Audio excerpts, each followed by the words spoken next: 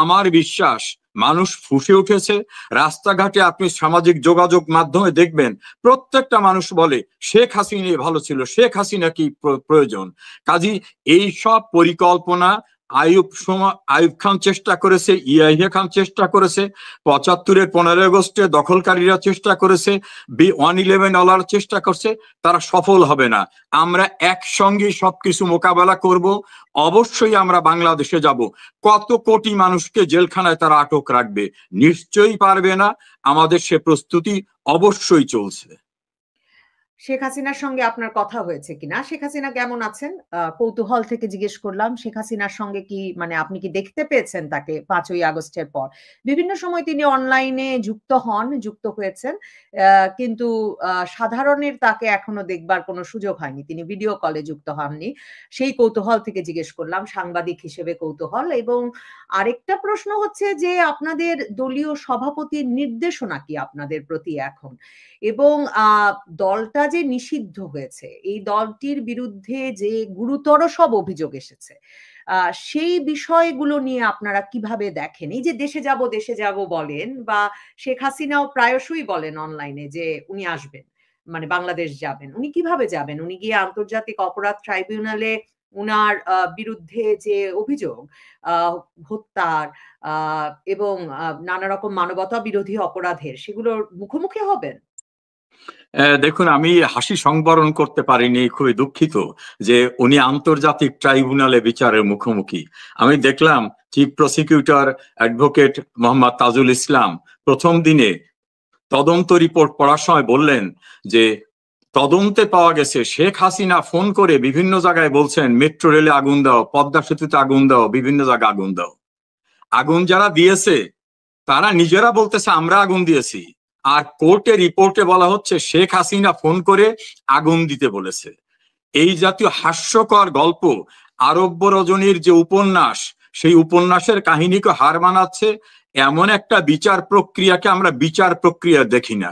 আমরা ওটাকে দেখি মহান মুক্তিযুদ্ধে যারা যুদ্ধ অপরাধী, মানবতা বিরোধী অপরাধী, ধর্ষক, হত্যাকারী, নাশকতাকারী, তাদের যে বিচারের ম্যান্ডেটটা মানুষ শেখ হাসিনাকে নির্বাচনের সময় দিয়েছিল, সেই বিচারটা তার সরকার আয়োজন করেছিল in due process of law, proper কোর্টে, তারপরে অ্যাপিলেট ডিভিশনের সুযোগ, রিভিউ করার সুযোগ, রাষ্ট্রপতির কাছে ক্ষমা চাওয়ার সুযোগ, ট্রান্সপারেন্ট ওয়েতে উনি যে বিচারটা করেছিলেন যেটা ইন্টারন্যাশনালি অ্যাপ্রিসিয়েটেড, সেই বিচার করার প্রতিশোধ নেবার জন্য আজকে একটা সাজানো নাটকের মতো করে শেখ হাসিনাকে সাজা দেবার জন্য একটা ট্রাইব্যুনাল তৈরি করা হয়েছে। এবং সেখানে বিচারক set up, lawyer set up দেখেই আমরা বুঝতে পারছি এটা বিচার নয়, এটা হলো পূর্বে যুদ্ধ অপরাধীদের বিচারে প্রতিশোধ নেওয়ার একটা প্রক্রিয়া। কাজী সেটা কোনোভাবেই তারা সফল হবে না। আমরা সেটাকে মোকাবেলা করব ইনশাল্লাহ। দ্বিতীয় হচ্ছে, আপনি যেটা বলছেন মাননীয় প্রধানমন্ত্রীর সঙ্গে আমার যোগাযোগ রয়েছে, ভিডিও কল আমরা কখনো করি না। এবং মাননীয় প্রধানমন্ত্রী বিভিন্ন সময় নির্দেশনা দেন যে স্ব এমপিরা নিজ এলাকায় কর্মীদের সুসংগঠিত করতে হবে, কিভাবে আমাদের কাজ করতে হবে, কোনো সহিংসতা নয়, তবে গণতান্ত্রিক এবং কনস্ট্রাকটিভ উপায়ে আমাদের সবাইকে ঐক্যবদ্ধ করে প্রতিরোধ গড়ে তুলতে হবে। সেভাবে তিনি বিভিন্ন নির্দেশনা দেন।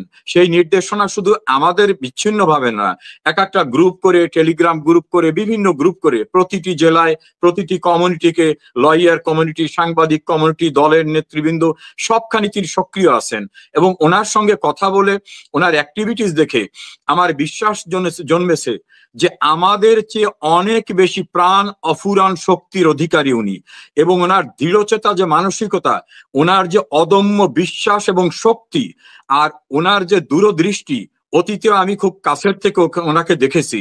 ইনশাল্লাহ ওনার পরিকল্পনা উনি সফলভাবে করতে পারবেন, এটা আমার বিশ্বাস। উনি নেতা কর্মীদের যেভাবে অ্যাডভাইস করা দরকার, কারণ আওয়ামী লীগের প্রাণ শক্তি তো শেখ হাসিনা, উনি সেভাবেই কাজ করছেন, সেভাবেই আমাদেরকে পরামর্শ দিচ্ছেন। উনি খুবই ভালো আছেন। এই ক্ষেত্রে মানে আপনি আইনের মানুষ, মানে বারবার এই নিষিদ্ধ প্রসঙ্গে এই জন্য যাচ্ছি যে দেখুন, ডক্টর মোহাম্মদ ইউনূস এখন যিনি সরকার প্রধান, তিনি সরাসরি আন্তর্জাতিক ফোরামে এবং দেশের ভেতরেও বলেছেন যে এই যে বাংলাদেশের নিরাপত্তা নিরাপত্তা বিঘ্নিত করছে আসলে আওয়ামী লীগ, হ্যাঁ? এবং আওয়ামী লীগ এর শক্তিটা বাংলাদেশের ভেতরে নানা রকম নাশকতা তৈরির চেষ্টা করছে। আপনারা অভ্যুত্থানের পক্ষের ব্যক্তিদের ছাত্র জনতার ছাত্রদের বিশেষভাবে নিরাপত্তার জন্য আপনারা একটা হুমকি, বাংলাদেশের নিরাপত্তা এবং স্থিতিশীলতার জন্য আপনারা একটা হুমকি। সেটা একটা বড় কারণ কেন বাংলাদেশের বর্তমান সরকার আওয়ামী লীগের কার্যক্রম নিষিদ্ধ করল। তো আপনারা সেটা না শুনে এই যে দলটাকে ক্রমাগত সংগঠিত করার চেষ্টা করে যাচ্ছেন, কিংবা বাংলাদেশে বিচার প্রক্রিয়াটা শেষ হওয়ার জন্য যথেষ্ট সময় দিচ্ছেন না। এটা কি মানে আপনি আইনের লোক, আপনার কাছে সঙ্গত মনে হচ্ছে কিনা? দেখুন, প্রথমত আমাদের নিষিদ্ধ কে করেছেন? ডক্টর মোহাম্মদ ইউনূস, তিনি একজন সুদের ব্যবসায়ী, এভাবেই তার পরিচিতিটা সারা পৃথিবীতে আছে। উনি সুদের ব্যবসায়ী না বলে বলেন আমি সামাজিক ব্যবসা করি। এখন এই ডক্টর মোহাম্মদ ইউনূস কে? আমাকে নিষিদ্ধ করার উনি কে? Who is he?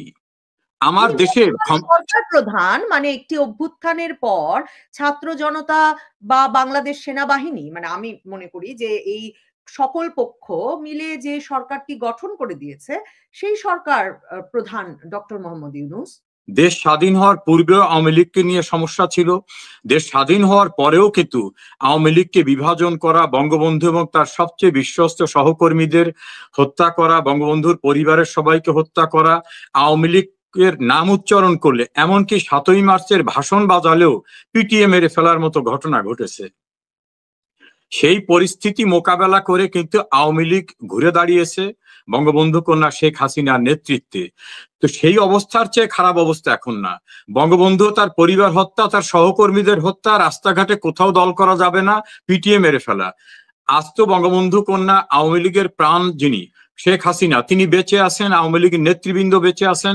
হয়তো ধরেন প্রায় ১১০ জন এমপি কারাগারে আছেন, ৩৮ জন মন্ত্রী পদমর্যাদার কর্মকর্তারা কারাগারে আছেন, আমাদের ৩,৬০,০০০ নেতা কর্মীরা বিভিন্ন পর্যায়ের কারাগারে আছেন।